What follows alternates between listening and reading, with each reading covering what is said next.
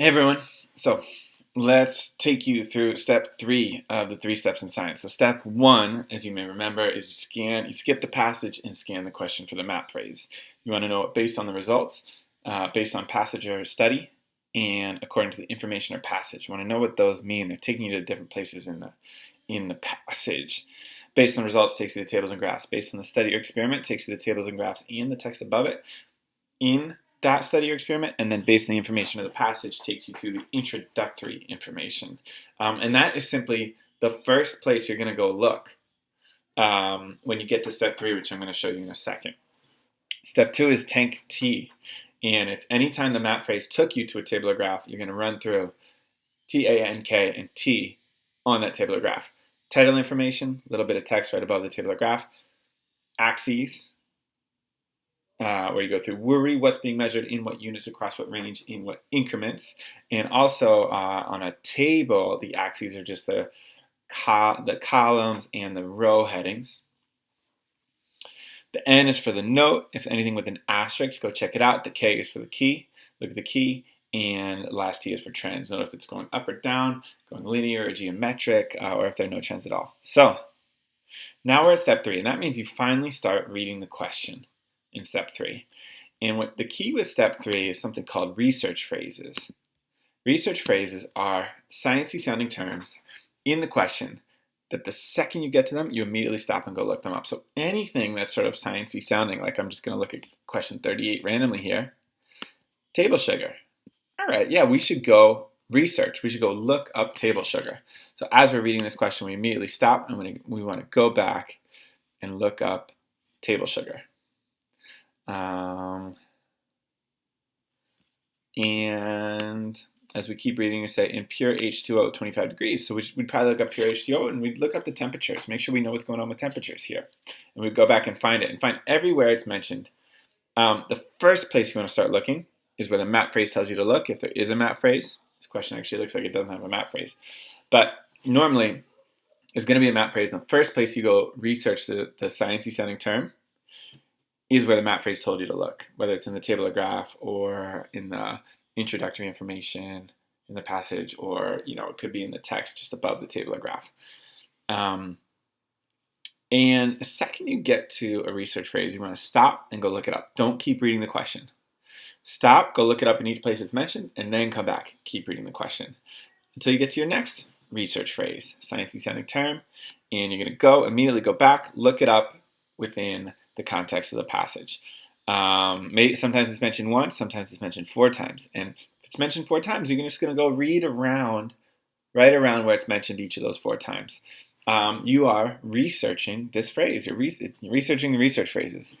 And we'll just keep reading 38. I'll point out the other research phrases.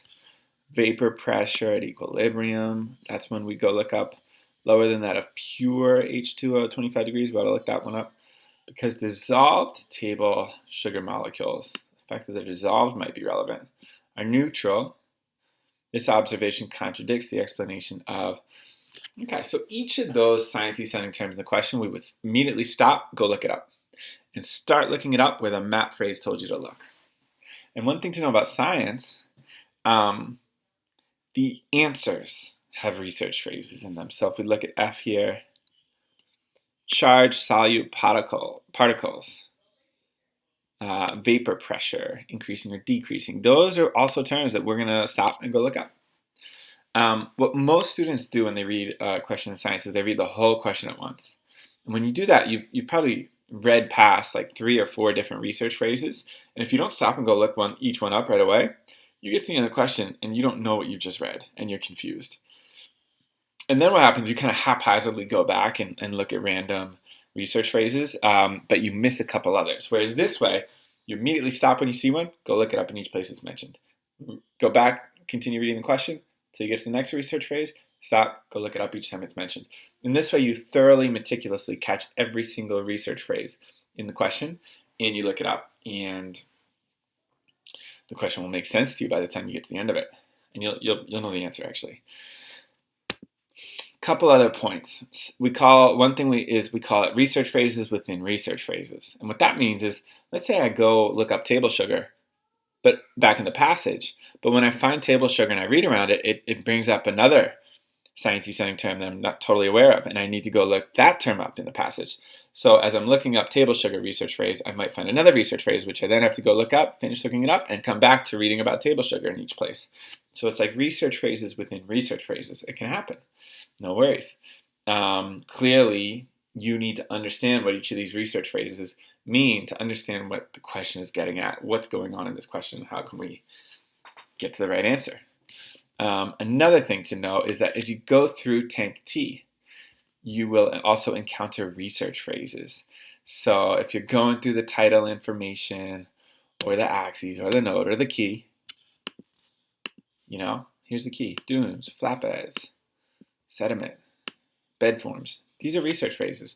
So as we went through Tank T on figure 4 here, we would immediately, if we notice a research phrase, sciencey sounding term we should look up, immediately stop, go look it up, and then keep going through Tank T. And then you get to step 3 and you're going through the question. You're stopping at each research phrase. Go look it up.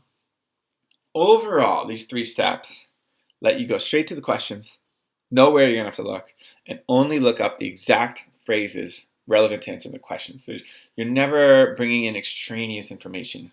Whereas what most students do is they read the passage from the beginning, don't really know what's going on, and then they get to the questions, they read the whole question at once, skip over too many research phrases at once, and then are kind of lost, and then they kind of haphazardly, randomly go back to find whatever research phrases they can back in the passage, and they miss a couple, and therefore they don't fully understand what the question's getting at, and they just have to pick an answer, and they don't really know what's happening.